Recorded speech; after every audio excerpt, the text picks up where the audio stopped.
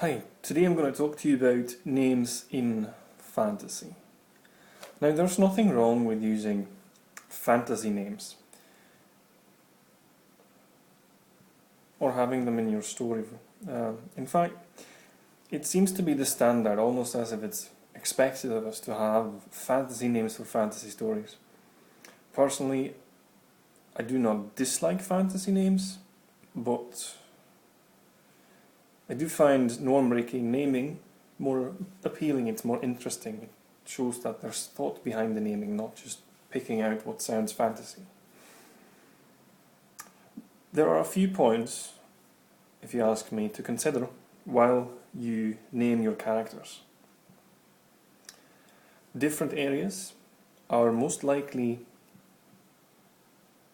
having different kinds of names. So names would sound very differently in one region compared to another. It's like, take Swedish names compared to English names. Some are similar, some are very different. Whatever you do when you choose names is be consistent. If you choose a type of name for a certain region, a city or country or whatever, or tribe, use the same kind of names. Don't break that. Yeah, just stick to using a certain kind of name for a certain kind of area or location or people. Well, there's the obvious exception of metropolitan areas like cities and such, where a lot of different kind of people are, because then you obviously have different nationalities and different areas where they gather from far and come to the bigger area, and well, you know how that is. If you're using fantasy names, going back to that you created yourself, make sure that they are pronounceable. Overly long names are often impossible to pronounce. Fantasy names often have more than one possible pronunciation, as there's no way of really telling what would sound right as they are invented. And there's not a basic knowledge of how the names are supposed to sound. If you take an English name, you know roughly what it's going to sound like if you see it before you, and you have that sort of preset in your head. And you can usually figure out roughly how it's going to be pronounced. Going back to regions, if you use names from different regions, for example, as I said earlier, Swedish names, choose names that are pronounceable in the language, that you're writing.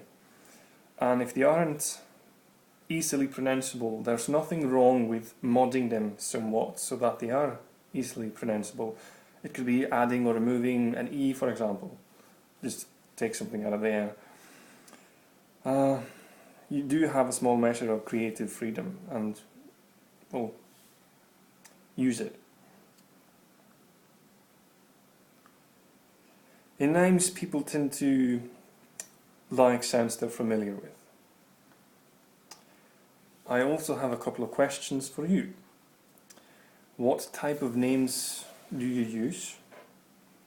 Do you use one type of name or several? Do you mix real world names with fantasy names? Are they based on, I don't know, pure imagination? What kind of names do I use? Well, I prefer to mix a bit, depending on what region. Some regions I've based on real societies or real people, so I tend to draw inspiration from that and use names that are largely realistic or real world names, you could call it.